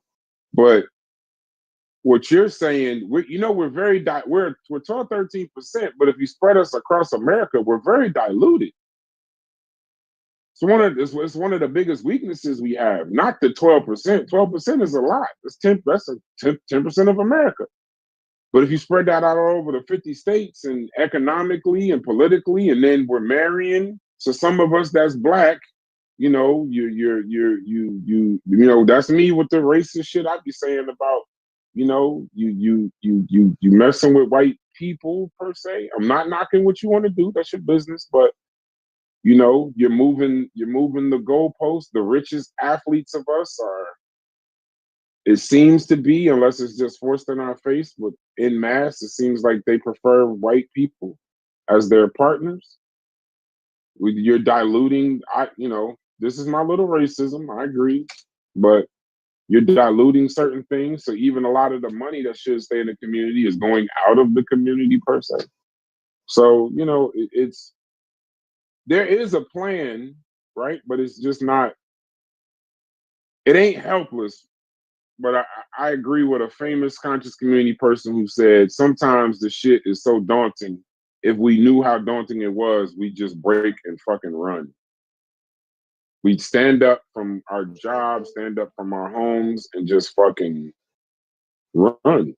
Because the shit it's overwhelming, Logic. And we're talking about this solely from a male perspective. Imagine the single mother. You think about that, baby? The entire problem is overwhelming as an individual, right? But the things in front of me that I can do in front of me aren't so overwhelming. Like what? The potholes in the street. Like I'm saying that we what? like so. It was a crazy example, but I'm saying like if I want to do something in my local community, I have a much better chance of getting that done rather than focus on the nation. So like I am attempting to spiral this down, spiral the overwhelming huge problem for one individual to do. How does this one individual spiral it down to be able to focus on the stuff in their immediate environment that they actually can control? Like, because if you focus on this big, huge thing, it's overwhelming. But maybe if you focus on this much smaller thing, maybe not so much. Now, I'm not saying this small thing will actually, overturn the much larger thing, but that you doing your small thing, me doing my small thing, Chef doing his small thing, stuff is still getting done. Yeah, but no major change, in my opinion, without looking it up. No major change. Maybe no major change over the next 10 years. But if we did that for the next 50 years, we might look at our predicament. But you keep saying we, but every time you talk about do, it's one or two people. No, I just gave you an example of me doing it, you doing it, and Chef doing it. We could be in different locations. Then we could meet up on the phone, have an idea together, and now we've got something to back it up. Like what? Don't say pothole. No, like this media company. You know what I'm saying? Like we can bring what we have together to like build on that. You get what I'm saying? Right. Or I'm oversimplifying. Yes. Because I'm not because I don't know if we have black businesses, we have black companies, we have black billionaires, we have black millionaires. I'm thinking what you're talking is more of the overarching, how do we get the help to the people that need it among us? Need it the most. No, well, not needed the most among us. How do we get to them? How do we remember we are having a very patriarchal conversation. We are not discussing single mothers that got 2 jobs with 2 children. We're not discussing the elderly. We're not discussing. Remember, all the demographic is not me or you and are damn near about to be 40. This is not. We're not. The demographic ain't us. Logic. The black demographic is very spread out. So you say that to a single mother, she's gonna look at you like, for real? You want me to do more? I'm assuming. So it's like, I get where you're going with that, but I mean, if we were to profile everybody in the black community, I mean, you're just going to have a bunch of different demographics. There wouldn't be like a one fit all thing for everybody's circumstance. how does the single mother with 2 children, 2 jobs, underwater in her apartment or in her mortgage, focus on the civics of what Chef got going on in Baltimore? It, it'd be tough. Tough. I'm not going to. I mean, I'm not going to say. I'm not going to say anything short of that. I mean, I'm It'd not be saying. I'm not impossible. saying it's. I'm not saying it's easy. But is any of the other stuff we talking about easy? No, but I'm saying impossible without nigga. Because see, here's the thing: it would be possible, but then now you'd be asking her to neglect the things that she can affect day to day, which would be her own children. That's why a lot of times you'll hear me say in the conversations with Chef, I'm focused on my family, right? They're black and maybe they're not helping the entire what's the name. You know, I do the things that I can. I work with children's group. I do philanthropy. All these different things. We do philanthropy. Matter of fact, I'm proud to say. But I, I I know it's for my family though. The majority of that benefits doesn't leave my house because that's something I feel like I can control, and I can't control that. So how do we do this overarching movement when not black people, not white people, just humans in and of themselves are selfish? Humans in and of themselves ain't working for something they can't see. The most selfless thing Martin Luther King ever said was, I may not be here, but I have a dream. I still see it in my head being accomplished, and I know I may not be here, but I'm gonna work every day on this thing that's not, I won't see it. I don't Right. get the Well, benefit. I I'm won't get it. in his argument. I Most can people ain't see that a way. particular word that I'm not really seeing in yours, What? like faith, and that's not a word that I use very often. I have faith in God. I don't have any faith in humans. Oh, so why bother? I didn't say I didn't. Did I tell you? Okay, let me run back. What's today? Thursday. Yesterday, I met with uh 20 boys between the ages of 14 and 16 that I've been doing this for roughly 8 to 10 years now. I don't stop what I'm doing because I don't have faith in humans. I continue to do what I do. I still have a young black boys group I meet with every week. I still have a young black girls group I meet with every week. I still make sure I keep a certain level of Afrocentrism in my donations and I know what I can do. I can't do more for somebody else than I can do for my own children and for myself, but I still do. I don't have faith in humans so that I don't end up in situations like what we talk about every day. I don't have expectations of people. That way I save myself the disappointment. Who the hell wants to be disappointed over and over and over again? And that's understandable. So when you go help the young men out, right? Are you preparing them? Are you giving them I'm the preparing skills for them for them the to world that succeed exists. later? No, Or are you shrouding them, right? Or are you protecting them from all the adversities? Because I'm under the impression that you're preparing them to succeed. I'm preparing them for Because the world that if you have no faith, exists. then it will be for No, nothing. I'm preparing them for the world that exists, not the one that they told them. I'm preparing them for the world where struggle is not a bad thing. It's how you build thick skin and tough skin. I'm preparing them for that. I'm telling them the truth while showing them an example of what the truth being told to you is. Anything that I Right. do So for them is not a better example of me as a person. Me.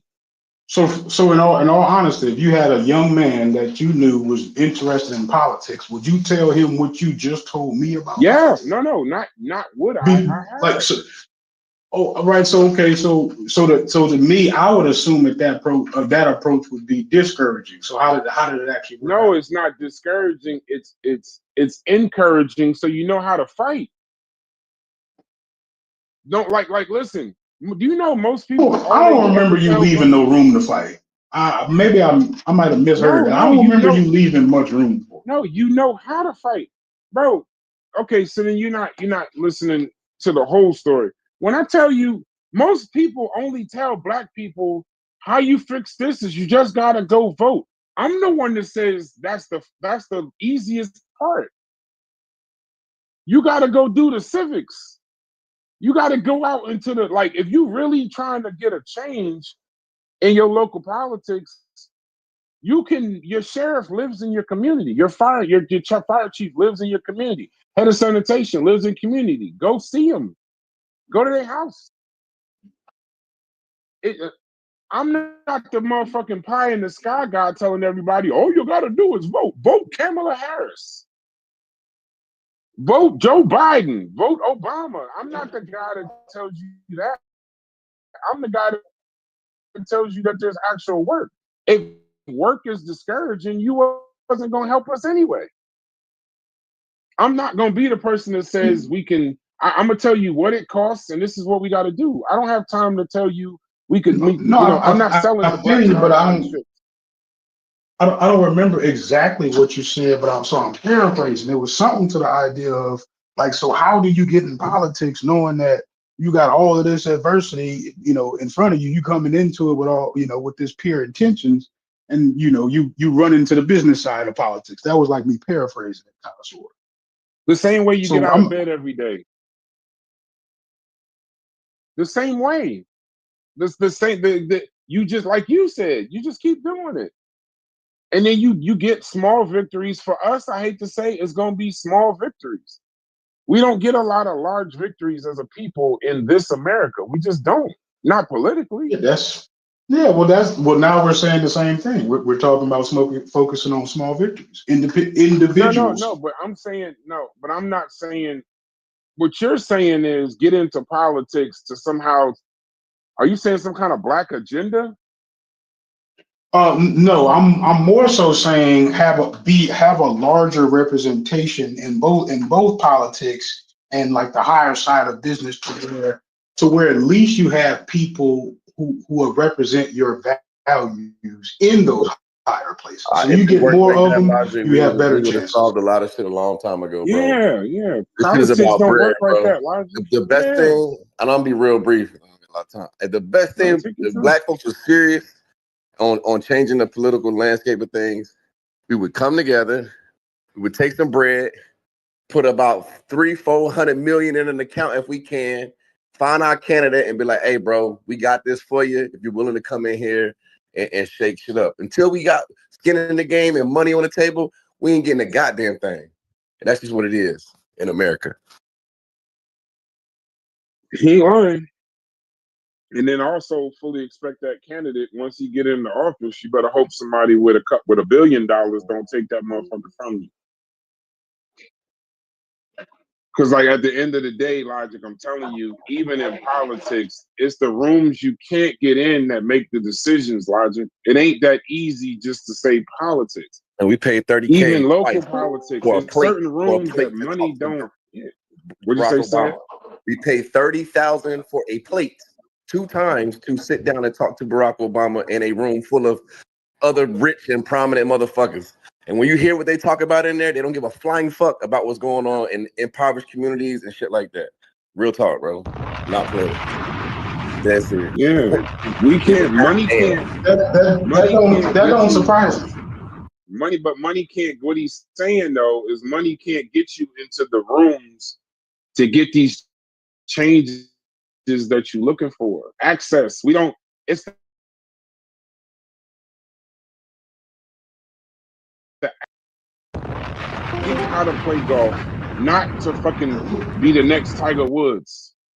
I began to realize, like like said says all the said just said, um, the $30,000 plate, that ain't where the decision is made. You don't think this No, is that's just them ignorant? entertaining common folks who think they get a chance Yeah, to sit that's down just the because the president public does these face. little dinners and shit every now and again. You can pay to see this nigga. You can pay to see him. You just got to know, obviously the channels to go through and what different banquets and what he's speaking at. But you can buy a plate and you can sit The the fuck down decision's and made ask in that the man a poker question. game. And he gonna Yeah, look the at you and decision tell is you to the made best in of his poker. knowledge of what it is like managing a corporation like the United States of America. He gonna give you his best thing. And once you really realize that, you're like, damn, this nigga really don't got all the power we think that he got. This is a channel of shit you got to go through. He's gonna give us his best. You know what I'm saying? Like when he walked up to us and he's like, "Oh, I'm gonna be the cool house and the guy tonight." You know what I mean? Like, you know what I'm saying? Like it wasn't no, these guys are serious. They spent money. They want, man, hell no, bro. I'm gonna be real. And I got mad respect for that man, but end of the day, bro, once we realized like, yo, we ain't got enough money or skin in the game, man, we had to shut the fuck up. It is what it is. Right. So did I mishear? Did I mishear you when you said money won't even get you in that room? Did I mishear that? No, yeah, money I mean, doesn't, that bro. room that The I was in decisions wasn't be even like the made. room to be in. It was just the room No, we thought hey, Said we Breeze, in let and me tell thought you it meant something. something. Said Breeze, let me tell you No. something. That hold on. There was a conversation that they had in public at that dinner. I've been to too many of them fucking dinners, spent too much money on food that sucks. But when they had the actual conversation in the poker game after that you can't get into Oh at yeah, the I wasn't privy to motherfucking that. you can play golf with them niggas all day long. They got another round of golf where ain't even no golf clubs coming out where the decision is made. Is you can't get into the rooms for the things that you're No, looking for, logic. The I'm immediate hearing you change. say all these closed-ended statements. As if like you can't, even if you have money, you can't. Even if you was a politician. So I'm saying, so like, how would somebody get in that room? You keep saying it ain't hopeless, but you keep saying I can't get in the room. So how would a person get in the room? You need somebody you need to pay a nigga that can get in that room. You need to get that. You need to take that bread because everybody else take their representation and send their guy into that room, and it's usually a nigga that can shake something up. You know what I'm saying? He usually got a lot of constituents on his side. He got a lot of different things, in his favor that politicians won't. So we got to find a charismatic guy that got something that's gonna make decisions and moves and at least put it on the table. We wouldn't got the shit on the table. We so far behind. We ain't even, this ain't even a proposal yet. Like, bro, we got a long way to go. Like, you know what I'm saying? Like, I'm in California. I watched this our little version of C-SPAN out here. I watched that reparations task force checking out, man, last week or 2 weeks ago on that whole shit, bro. It was crazy, man. But I mean, it is what it is. But I don't know, man. I'm just saying, I see a lot of money, and the right people got to get their hands on this shit. Until then, we're just gonna be singing the same song and dance, bro. Hey, Just get out logic. here, Let me ask you stack your bread, bro. All I'm gonna tell you right now is stack your bread. I feel you now. Just help you know, maneuver recognize individually out that here, but as a so group, far y'all's best solution, at least from what I heard, maybe I make sure I didn't mishear it, that chicken up. would be That's our best solution. to purchase the favor of another man, right? Maybe It's not not a even favor, your bro. own ethnic group, and hope that works. And Yeah, hope that the pharmaceutical It's not a favor, bro. But company don't jump in and swoop you. we can say we don't like the system, but this is how it works. Yeah, we're talking past each other. That's never been my plan. My plan has never been a collective plan. My plan has always been is if on a small scale logic is 1, 2, 3, 4, 5, 6 is 13 is 13 black people of color in here, whatever y'all come from, whatever you want to be called. It's 13 people of color in here. If each one of us individually took care of our families, did not become a detriment to society, and had a successful last name, if this was our nation, we'd be a real good nation. Trying for me to somehow get together to make sure your family is straight and your family is straight and this family is straight and all of this, that, and the other, to me, that just don't make sense to me. and it's not.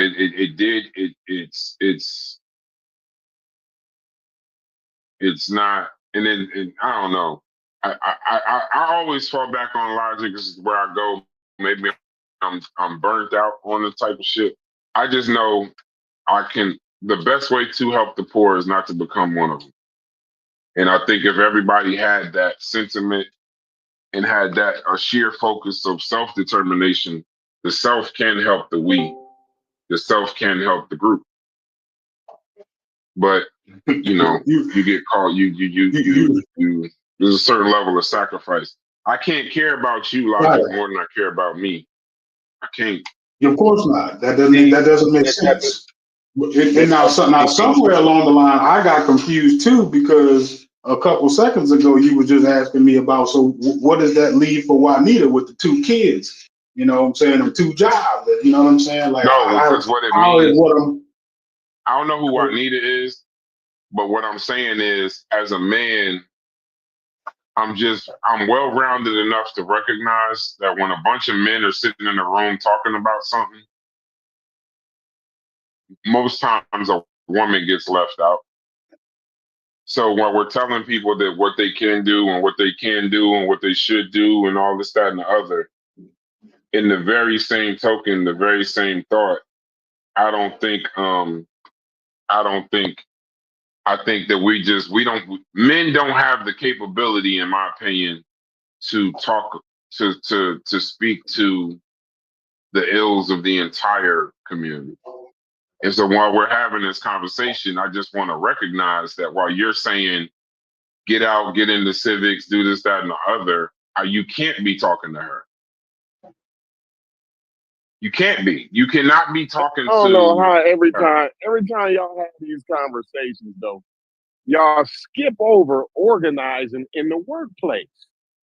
That's what you for, Corey. That's what you deal. That's how you deal with the wealth gap. That's how you deal with the fact that the working class ain't had a raise in 40 years. That's how you deal with the price gouging. That's how you deal with people's health care being tied to their jobs, so they can't quit their jobs and all that.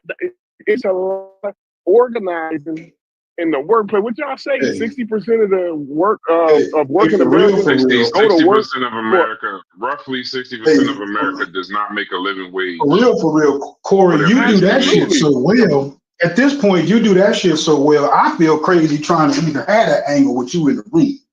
I'm not about to. That's like, even if I would like that, you're going to explain it so much better. I just feel crazy with me trying to explain that shit. You understand it. He's right. We never talk about collective bargaining. That's all it is. But yeah, we never talk about. Hold on. But Corey, this is what you got to understand too, though. And hopefully you're able to talk. Corey is always. Y'all do know when we having these conversations, we're having these conversations from our individual worldviews. So my narratives are always going to be in and around politics, in and around finance, in and around wealth and land ownership. Corey is always going to have his conversation from that, but I don't know. Yeah. I'm not in a union. I don't know I don't know how effective that's going to be. I know of it, but I don't know enough about unions and the labor force. I know the numbers, but he's boots on the ground. A union worker is going to make $2 million more in his lifetime than one that's doing the same thing, the same job task. He's going to make $2 million more in his life than the other guy that's non-union doing the same exact job for the same amount of time. Is that black and white? Y'all know that. It's a union worker. It ain't no color. Right about that. It ain't no color. It's a union skilled worker. Because all of us, you collectively bargain for your wages in the union. So one person don't make less than the other. It's a journeyman scale is journeyman scale. Now I can negotiate my own to make more than journeyman scale, but there's a collective set ways that you can't go below. You see what I'm saying? And that's how that affects. You see union workers making $2 million more in a lifetime than the guy doing the same shit. You see what I'm saying? So yeah. It's so real and it's so powerful, Brass, that they shut that shit down out here in California. They try their best to bust up any sort of unions out here in California. There do exist, they do exist out here, but it's not like where Corey's from. You know what I mean? Uh, yeah, collective bargaining. It's some very powerful shit, bro. Mm, okay, but it's not gonna come from me. That's all I'm gonna say. It's not. Right. And I kind of agree with Logic. Like I kind of remember a lot of these conversations get very limited because everybody's not talking. So it's not. It's not. You're not gonna get a whole bunch of perspectives because it's just gonna be the perspectives of whoever's talking. That's why if we talk to each other long enough, we just start saying the same shit. So, but yeah, that's Corey's Yeah. thing. I don't get in the way of that. And I understand why he looks at that first because that's his everyday. I look at politics every day. I do politics every day. My phone, a lot of my phone calls are not just personal phone calls. They're still those kinds of phone calls. The kind like now here's the last thing, Logic, I'm gonna say about getting in the rooms. I do get in some of those rooms, but even being in those rooms, it ain't really things that's gonna affect everyone. There are rooms where it's gonna affect everybody, where it's policy, this, that, and the other. I I can get in. I can play poker with the mayor. I could I can have a nice sit down. I can have a cookout. You saw last year I had a cookout. I had the police chief, the mayor, the fire chief. I live in the neighborhood with all of them people. Like I see how selfish it is. I can do that. I don't know when I'm in those rooms. We're talking about local communities, but I'm pretty sure they leave and go have other conversations saying what this nigga talking about, possibly. But I know in my particular community, a lot of things get done to my benefit. And I know that you can do that, but most people, they just been had it pounded into their head, um, vote. And they never tell you that the work of that vote is after. Voting is the easiest thing you can do. It's the what are you gonna do when once you got your candidate or once you got what you're looking for, what are you gonna do then? So I don't know. I hate to do the doom and gloom thing, Logic, but there's a certain level of reality we got to live in. And I keep bringing up women because I don't think that we speak to them on these shows. And the patriarchal aspect of these conversations, sometimes it gets a little male, and I'm probably the biggest culprit of it, but very male dominated and very male in its uh, arrogance to me. Well, now this was good. I don't even know what to say because everything I would say now is stuff that I know is slap pseudo. So I'm not even gonna go there. Is it stuff Not you at all. believe? Yes. So what is it? I believe I believe that I believe that there's something else as a possibility as far as like I don't know maybe I'm overemphasizing motivation too, right? But I firmly believe that this confidence, right? I'll keep going back to it. It could be irrational, and I see the benefit of irrational confidence. I'm actually jealous of it because I'm so logical in my thought process. Like I can't imagine having irrational confidence. Like what I mean by that is confidence that I haven't sort of like earned in a particular way. Like I've never played golf. I'm not going to start my first golf game confident. I won't feel the same way I feel after I played it 10 times. You know what I'm saying? Other people can have this, I'm like an arrogant, almost out of stupidity level of confidence, and they benefit from it. Now, I believe that that's pseudo, but in order to, I don't believe that that's 100% pseudo, but I believe that if you if you move that over into this conversation, I think that you would be talking about almost lying to yourself for the benefit. And that, I don't know if that's sounds good. I don't know if that's really smart. I'm in my head, I'm trying to find a way to make use of it, because a lot of the stuff that we've said, we've been talking about um, it not sounding doom and gloom, but I think unfortunately it does. Have you ever read Obama's The Audacity of Hope? Mhm. You ever read that The book? book- yeah. Read that book. Best read you'll probably have. It's The Audacity of What, Hope. Obama can get Audacity you of Hope? it's called The Audacity of Hope. Obama can get you sometimes where you need to be. But what I will say to you in regards to that is it's not irrational. It's just motivation just only gets you so far. That's just my opinion. Well, it's good, sounds great. You could run through a wall, but it just gets you. It only I, gets know, you but so I far. think to some degree it does become irrational. If you look at what Martin Luther King did, I think that there's a level of irrationality to that. I don't think that he saw in great a great amount of, I believe this will work if I try it. I don't think he had, what I'm saying, he was on a mission. He just didn't stop. I don't think he was like, oh, I'm gonna map this out, and I know if I do this and I do that and I do this, it's gonna work.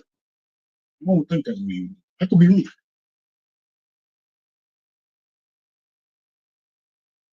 I mean, Okay. they were a little more mobilized, so they had people kind of prone to listening to them. You know what I'm saying? Like they was out there really getting out there and causing ruckuses and boycotting, and little white ladies going to the grocery stores, seeing crowds of black folks like, I ain't going in there today. Like, you know what I'm saying? We ain't got that same type of oomph today with our movements. You know what I'm saying? So I think, MLK had a little more mobilization on his side that, it caused them to maybe sit down with him, discuss something with him. But I don't think we got that same thing today. I think it's a different aspect. My man MLK was doing sit-ins while people was pointing guns at him. That's what I'm saying. Like I don't think us willing. I don't think we really. I don't To think we don't got call that to willing to call die. that We don't got rational, that willing to I die for don't it. I don't know. Like we ain't really I don't ready know to about I die. call that rational. I mean, I'm it's starting to get like so obscure that I can't really keep my point. That's why I was like, I don't know if I can do that. But if you get the gist of what I'm saying, I just don't know how to bring it home. I really don't. Nah, I feel what you're saying. I mean, you think there's something that can be done for sure, and I'm with you on that too. I never would not say that. It's just what's the pragmatic approach? That's the word I'm looking for. Like what approach is more pragmatic? I get the ones that sound great in theory, but Pragmatically, I'm saying man, like is be what's successful. the real change you're looking for, and then that's where you can kind of start to see. That's what you can start at. Like, it's easy to say just the overall thing, or we just need something better in general, but it's like it's got to be something more specific, some more concrete that's obtainable, you can reach for, you can work for. I think you can start there. But if you just saying like we just need representation or we just need organization, like those are just buzzwords, and I care a Well, little too. that is where I started with the small goals, small individual goals. That's exactly where I started. Yeah, I'm not saying that that's wrong. I would just want to know what it would look like. You know what I'm saying? That'll help me gauge like what it is you're looking. What Well, you're. that would be more to the individual. Right? Yeah, You might be dealing with y'all might have a bunch of crackheads. I mean, I don't know like a particular person's environment would dictate where they would start, but you get them saying their environment is going to be dictated. So you that might be where y'all need to start in y'all's community. You know what I'm saying? for So like sure. I can't take what you're doing and say, I mean, some stuff is even obtainable without going through the political channels. You know what I mean? Like like you said, depending on what that thing is individually. Sometimes you don't need this big political, wave of shit to happen for, that you can just get some like-minded niggas in your area and get it cracking. You know what I mean? Just really depends on how you mobilize in your area. if it's something that's specific to your area, like you was describing.